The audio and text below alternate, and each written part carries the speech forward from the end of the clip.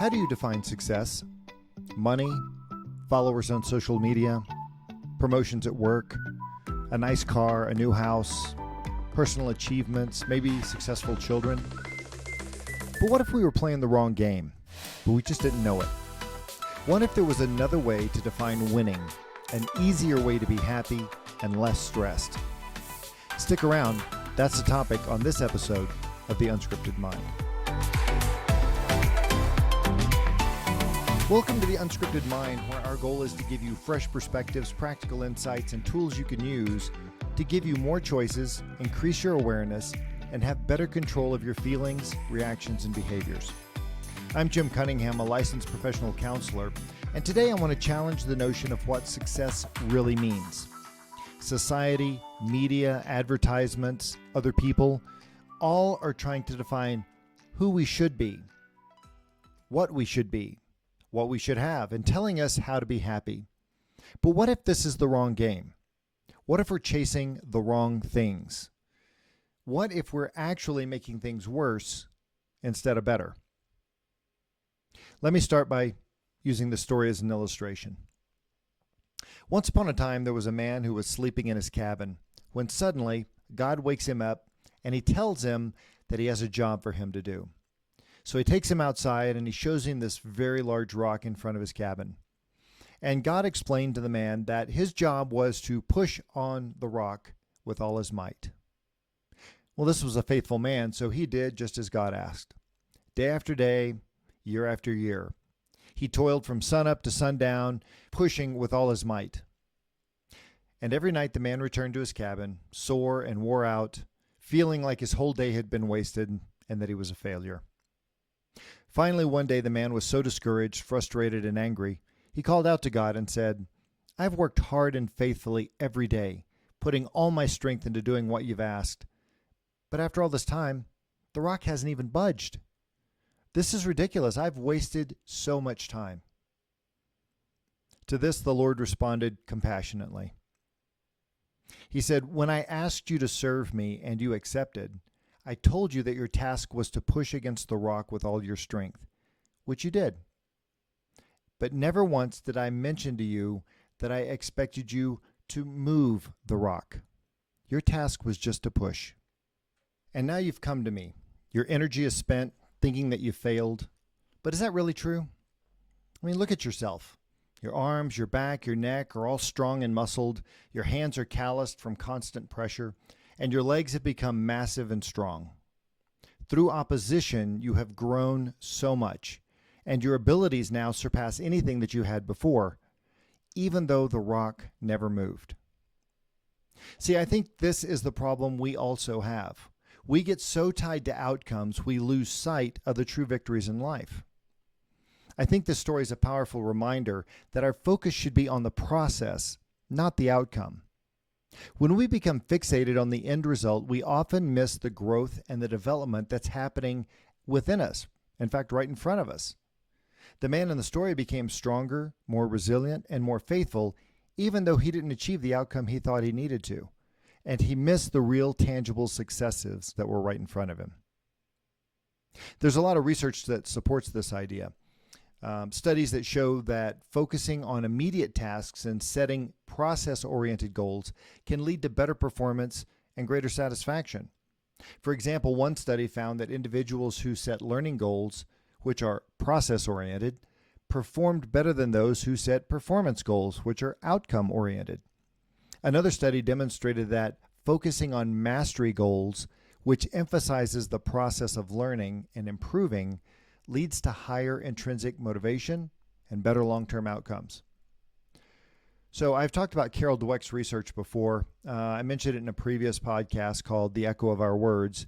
But her research illustrates that those who embrace challenges and see effort as a path to mastery are more likely to achieve success in the long run. She explained that growth mindset encourages resilience and persistence, helping individuals overcome obstacles and continue progressing despite setbacks. If you remember the studies, she had two groups, one with a growth mindset and one with a fixed mindset. The fixed mindset was focused on the outcomes, and in this case, it was about doing well on a test. The growth mindsets were about also taking a test, but looking at it a little differently in that those people worked hard for success, whereas the fixed mindset group was focused on the outcomes because they were labeled as smart. And so what she found is, through this research, is that those who were in the growth mindset, process-oriented, enjoyed the challenges. They appreciated them. Those that were in the fixed mindset did not appreciate the challenges because it might negatively impact the outcome, which was their grade. So the other problem focusing on outcomes is that it creates stress and anxiety. If you take care of the little things, the outcomes and the big things will take care of themselves. Let's consider a different example to illustrate this. I want you to think of basketball. You're at the foul line, time has expired, and you can win the game if you simply make a free throw. Winning is the outcome you want, but if you focus exclusively on the winning, what will happen if you miss? Well, everybody's going to be disappointed. You're going to have failed. You will have lost the game for the team. Everybody's going to be unhappy, and you're going to look foolish. That's not what coaches teach you to focus on. When a player steps up to the line, the best advice is to focus on the mechanics of the shot, not whether or not the ball is going to go through the hoop. The proper stance, the grip on the ball, the fluid arm motion, the follow through, all these mechanics need the player's full attention. And that's it. And if you execute the mechanics, the shot is going to go in. The rest will take care of itself. If you focus on the outcome, though, am I going to lose the game for the team? You're going to create so much stress and anxiety, you aren't going to be able to function. Your chances of making the shot go way down. It's the process that makes you successful, not the outcome. We think of all of our professional sports heroes, and we see them winning Super Bowls and world championships, and we focus on just how they performed in that moment. But we forget the process it took them and the years of work it took them to get there. So the outcome is just the icing on the cake. It's secondary. The advice is the same for people who have test anxiety. They worry about the grade they might get instead of realizing that if they only focus on the studying, the grades are going to take care of themselves, and they're going to have a whole lot less stress and anxiety. So focusing on the process rather than the outcome is also beneficial because goal setting can be fraught with problems, even when we successfully achieve those goals. So one problem with goals is that they are binary. You either succeed or you fail. Most of us fail. And we know this because we think of New Year's resolutions and how often we have all these great ideas only to not follow through. So we set ourselves up for failure because it's a binary construct and there's no middle ground, pass or fail. The second problem with these binary type of goals is what happens when you achieve the goal. Well, for most of us, we stop. I'll give you an example or a couple of examples. Many people set goals like they want to lose 20 pounds or they want to run a marathon. But once they've achieved these goals, they often stop the behaviors that led to their success. This phenomenon is well documented in research also.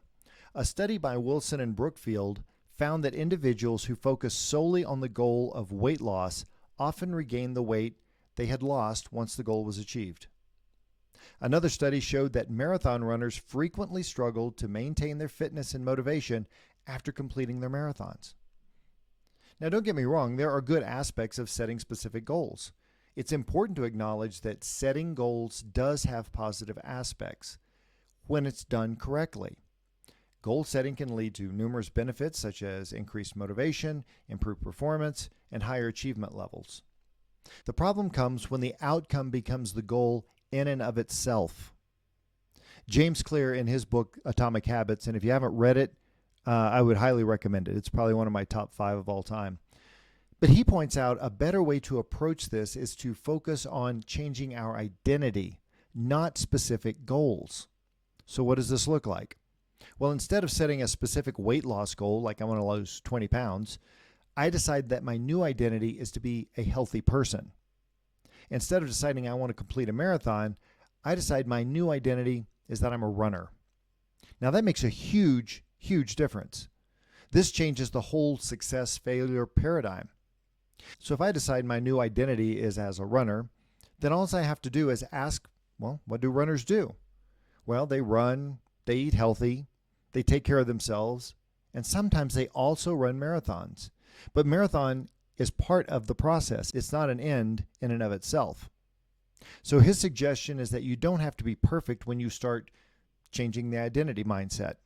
You start enjoying the process because it's incremental and not all or nothing. So if I want to change my identity to being a runner, all I have to do on a daily basis at several decision points throughout the day, and again, this doesn't have to be all the time, it's 2 or 3 times a day. I just ask myself, what would the future version of me do at this point? Would I go eat a cheeseburger? Would I have a salad? Would I sit on the couch and watch a movie? Or would I do something active? See, the beauty is that I don't have to be perfect, which gives me a lot of reasons to beat myself up if I fail. Every day, all I have are these small decision points, and every time I choose something based on the new identity, then that's a vote for the future me. And if I do this enough, by default, I become that guy, even if I'm only making 1 or 2 of these decisions a day. So where do you start? Well, I would first challenge you to first figure out who is that new person you want to be. This might sound easier than it actually is. It could be a role model or even a fictional character. It doesn't really matter as long as you have a good sense of who that person is, what their values are, and what kind of decisions they would make. So you can use that. So I would say as you go about your day, remember this. Focus on the next step, the next task, the next effort. The process is the destination. Trust that the outcomes will take care of themselves. Embrace the process and let it transform you one micro decision at a time. Again, we don't have to be perfect as we go through this process. And see, that's where the real sustainable magic and happiness can exist. The storms, the trials, the heartaches, the disappointments are all part of the process. That's going to make you bigger, faster, stronger, smarter, just like the guy pushing the rock. Unfortunately, most of us are so focused on trying to avoid the storms, the trials, the heartaches, and the disappointments. And if we try to avoid those things, the outcomes are never going to be as great as we ever hope. Right? Somebody once said, we don't become who we want to become, we become what we do every day. So don't start measuring your value by successes. Trust the process, not the outcomes. See, it's not your achievements that matter. It's who you become in the process that matters. It's about your identity, a new identity, maybe a new perspective. So stop obsessing over outcomes and start embracing the process. And I think if you do that, you'll find what's really, truly important in life. Thanks for checking us out on the Unscripted Mind today. If you found this episode helpful, share it with someone who might need it. Also, please subscribe, follow us, and leave a review. And if you have any questions or topics you'd like us to cover, please include that also. Until next time, remember, life doesn't come with a script. So embrace the unexpected, cherish the unplanned, always stay curious, and have an amazing day. We'll see you next time on the Unscripted Mind.